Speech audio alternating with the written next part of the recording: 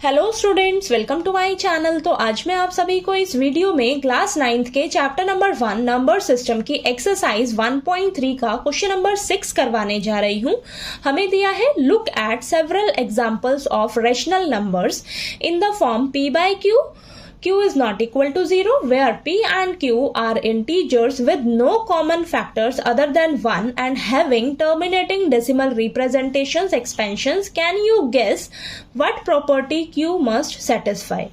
तो देखिए बेटा, क्वेश्चन नंबर 6 में ना आपको बोला है कि हमें ना कुछ एग्जांपल्स बताइए रैशनल नंबर्स के। ठीक है, अब आपको पता है कि जो रैशनल नंबर्स होते हैं वो हमारे p by q की फॉर्म में होते हैं, q is not equal to 0 होता है। ठीक है, तो देखिए हमें बोला है कि रैशनल नंबर्स के एग्जांपल्स बताइए। ठीक है, और p और q जो है वो हमारे इंटीजर्स हैं और वो जो है उनका 1 के अलावा कोई और कॉमन फैक्टर नहीं होना चाहिए। ठीक है, p और q का 1 के अलावा कोई और कॉमन फैक्टर नहीं होना चाहिए, ऐसा हमें बोला है।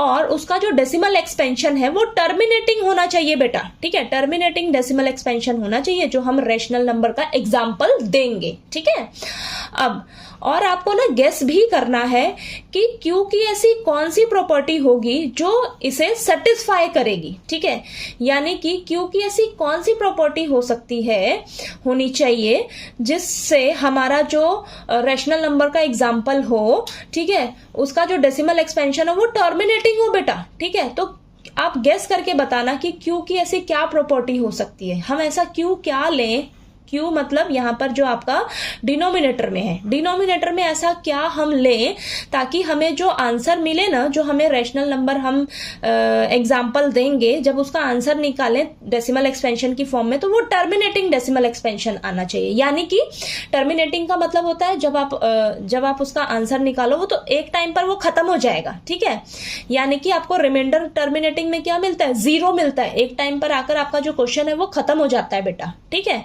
तो उसे हम टर्मिनेटिंग डेसिमल एक्सपेंशन बोलते हैं। ओके ना, ठीक है, तो चलिए अब इसका हम एग्जाम्पल क्या ले सकते हैं। देखिए मैं पहले एग्जाम्पल बता देती हूँ आपको, फिर यहाँ पर मैं आपको Q की प्रॉपर्टी बताऊंगी कि आपको Q में यही क्यों लेना चाहिए ताकि ये हमारे इस कंडीशन को सेटिस्फाई करे। ओके, तो देखिए यहाँ पर मेरे पास एग्जांपल है 2 by 5। ठीक है, 2 by 5, तो इसका आंसर आता है हमारे पास 0.4। ठीक है, तो इनका 1 के अलावा कोई और दूसरा फैक्टर नहीं है और इसका जो आंसर आ रहा है ये टर्मिनेटिंग डेसिमल एक्सपेंशन है। ठीक है ना, और 3 by 2 है तो इसका आंसर देखिए 1.5 है, 1 के अलावा कोई और फैक्टर नहीं है, टर्मिनेटिंग डेसिमल एक्सपेंशन आंसर आ रहा है। ठीक है, 7 by 8 है, इसको निकालोगे तो आपके पास आएगा, डिवाइड करके देखिएगा, 0.875 आएगा। ठीक है, 1 के अलावा कोई और फैक्टर नहीं है और ये टर्मिनेटिंग डेसिमल एक्सपेंशन है। ठीक है ना, अब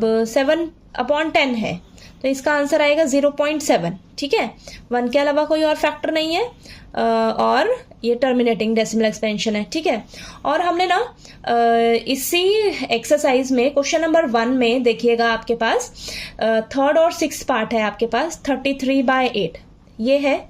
ठीक है, 33 by 8। ठीक है, ये एग्जाम्पल है। ठीक है, जब आप इसको सॉल्व करोगे तब आपके पास आंसर आएगा 4.125। ठीक है, ये आंसर आएगा। ठीक है, तो देखिए 1 के अलावा कोई और फैक्टर नहीं है और ये टर्मिनेटिंग डेसिमल एक्सपेंशन है। ठीक है, और क्या एग्जांपल था आपके पास, देखिएगा ये था 329/400। ठीक है, तो यहाँ पर इसका आंसर था आपके पास 0.8225। ठीक है, तो देखिए 1 के अलावा कोई और फैक्टर नहीं है कॉमन फैक्टर और ये टर्मिनेटिंग डेसिमल एक्सपेंशन है। ठीक है, तो ये मैंने कुछ एग्जांपल्स बता दिए आपको रैशनल नंबर्स के p by q की फॉर्म में, जिसके 1 के अलावा कोई और दूसरा फैक्टर नहीं है और इनका जो डेसिमल एक्सपेंशन है इन सभी का ये टर्मिनेटिंग है। ठीक है, अब यहाँ पर देखिए Q की प्रॉपर्टी आपकी क्या सेटिस्फाई कर रही है, गेस करके देखिएगा जरा, गेस करिए जरा। तो यहां पर मैं देख रही हूं एक चीज, या तो मेरे पास 2 का मल्टीपल, 5 का मल्टीपल, ठीक है, या 2 और 5 ले लीजिए। ठीक है, यानी कि 2 की पावर 5 की पावर या दोनों बोथ ले लीजिए। ठीक है, तो वो चीज यहां पर मैं गेस कर रही हूं। अगर मेरे पास डिनोमिनेटर में Q की जगह डिनोमिनेटर में ये तीन चीजें, तीन कंडीशन सेटिस्फाई करती हैं, तो मेरा जो आंसर आता है वो टर्मिनेटिंग डेसिमल एक्सपेंशन आता है। ठीक है, यानी कि देखिए 2 की पावर m, ठीक है, 2 की पावर n यानी कि 2 का मल्टीपल, ठीक है, या 5 की पावर m, या बोथ यानी कि 2 की पावर m इंटू 5 की पावर m। ठीक है, ये चीज है। ठीक, तो ये कंडीशन अगर तीनों आपकी फुलफिल होती है तो हम कहेंगे कि जो Q है आपका, ठीक है, Q में आपकी ये तीनों कंडीशन फुलफिल होती है तो हमारा जो आंसर आता है वो टर्मिनेटिंग डेसिमल एक्सपेंशन होगा। ठीक है, तो यहाँ पर आप इसको आंसर में कैसे लिखोगे, देखिए ये देखिए यहाँ पर मैं आपको बता भी देती हूँ। देखिए ये 5 है, 2 है, 8 को हम कैसे लिख सकते हैं, 2 की पावर 3 लिख सकते हैं ना, 2 की पावर 3। 10 को आप कैसे लिख सकते हो, देखिए 2 इंटू 5, 2 इंटू 5 यानी कि देखिए 2 इंटू 5। ओके, यहाँ पर भी 8 है, ये 400 है, 400 का निकालोगे ना जब आप, तो 400 का आपके पास पता है क्या आएगा, 2 की पावर 4 इंटू 5 की पावर 2। ठीक है, मैंने करके देखा था, तो आप भी करके देखिएगा, तो 400 का आपके पास प्राइम फैक्टराइजेशन ये निकल कर आएगा। ठीक है, 2 की पावर 4 इंटू 5 की पावर 2, यानी कि Q में आपका डिनोमिनेटर में अगर आपका 2 की पावर या 5 की पावर या दोनों की 2 इंटू 5 की बोथ दोनों की पावर आती है प्राइम फैक्टराइजेशन में, ठीक है, तो हम यहाँ पर कह सकते हैं कि जो हमारा डेसिमल एक्सपेंशन होगा वो टर्मिनेटिंग होगा रैशनल नंबर का। ठीक है, ये बात क्लियर हुई ना आपको कि मैं क्या आपको समझाना चाह रही हूँ। ठीक है, तो इसको हम देखिए लिख लेंगे, the prime factorization of Q की बात कर रहे हैं ना हम Q के लिए बता रहे थे प्रॉपर्टी गेस करके। The prime factorization of Q has only powers of किसकी बताई मैंने, 2 की, ठीक है, और पावर्स ऑफ 5 और बोथ, ठीक है, 2 की पावर या 5 की पावर या बोथ, दोनों की।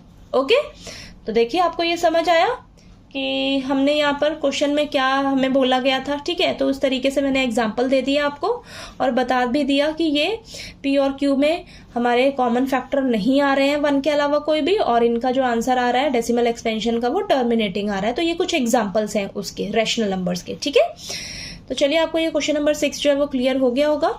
ठीक है, नेक्स्ट हम क्वेश्चन नंबर 7 करेंगे नेक्स्ट वीडियो में। ठीक है।